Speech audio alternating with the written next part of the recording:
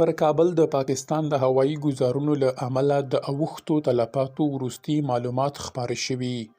بشپړ جزئیات په ویډیو کې تر پایه وګورئ. پدمنو لیدونکو ستړي مه شئ. د اوسنۍ افغان واکمنۍ مرستیال ویاند لیکلي چې د روږدو د درملنې پر یو مرکز د پاکستاني پوځ د پوځي ګزار له امله د لومړنیو معلوماتو له مخې پکې شاوخوا 400 کسانو خپل ژوند بایللی او تر 250 ډیر نور ټپیان دي.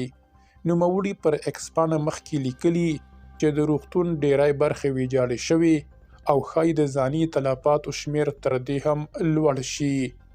د راپورونو له مخې د پیښې په ځای کې د ژغورنې ډلې په عملیاتو بوختې دي او هڅه کوي ټپیان او جسدونه له خاورو راوباسي.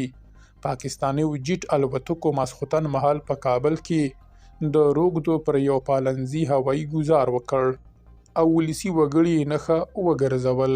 درنو لیدونکو له ملتیا مو مننه.